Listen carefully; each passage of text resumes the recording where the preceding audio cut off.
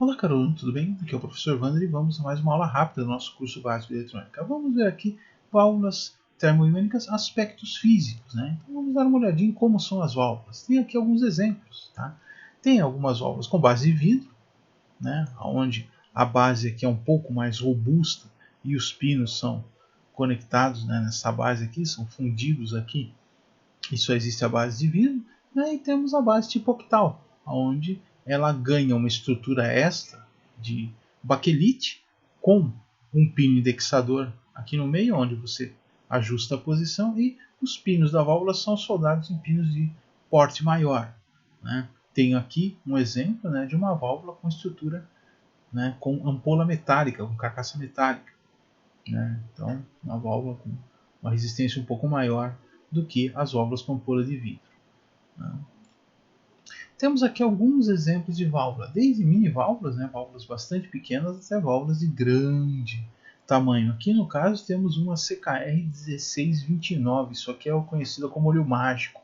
Essa válvula aqui em cima, né, se olhada de frente, ela tem um disco, né, com uma luminescência verde, né, fósforo verde, e que de acordo com a quantidade de sinal, essa luminescência forma um leque maior ou menor, aliás, forma um par de leques maior ou menor. Então, isso aqui é conhecido como olho mágico, né? E temos aqui uma série de outras válvulas. Temos aqui um capacete ou casquete, né, que é uma conexão, né, em algumas válvulas, como no caso dessa daqui, é a conexão de placa, conexão de alta tensão. Em algumas outras válvulas, provavelmente o caso dessa daqui, é a conexão da grade de controle. Então, às vezes o sinal entra por cima e sai por baixo. Aqui não, aqui o sinal entra na grade de controle e é colhido na placa aqui por cima.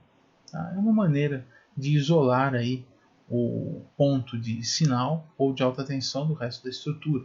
Às vezes todos os pinos aqui estão ocupados, não quiseram usar mais pinos, então resolveram colocar um elemento aqui em cima, um capacete ou casquete. Tá? As válvulas, elas não são presas diretamente no circuito, porque primeiro que elas dilatam, né? Quando há aquecimento, a dilatação, se você travar ela, se você soldar ela diretamente no circuito, ela vai acabar se prejudicando, vai acabar trincando o vidro, né? Então elas têm soquetes, inclusive para facilitar a troca.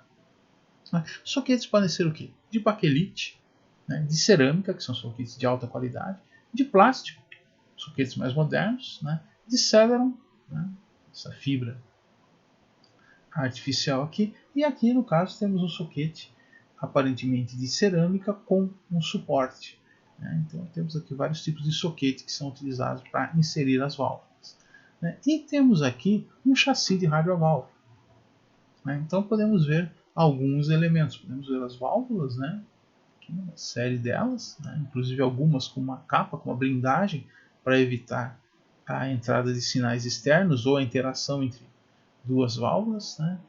Aqui dentro dá para ver o capacitor variável, né? Transformador de potência um pouco maior, né?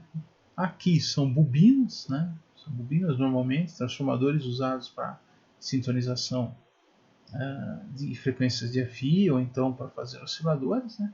Aqui um capacitor antigo, né? Com encapsulamento de papelão, né?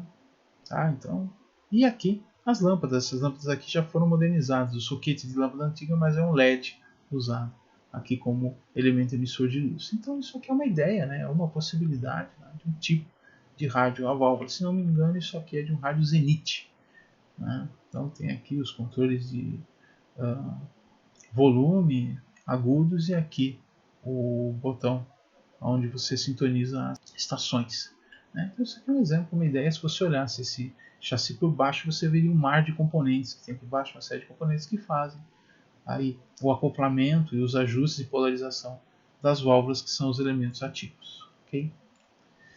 Senhores, na próxima aula vamos dar uma olhada em válvulas múltiplas no mesmo invólucro.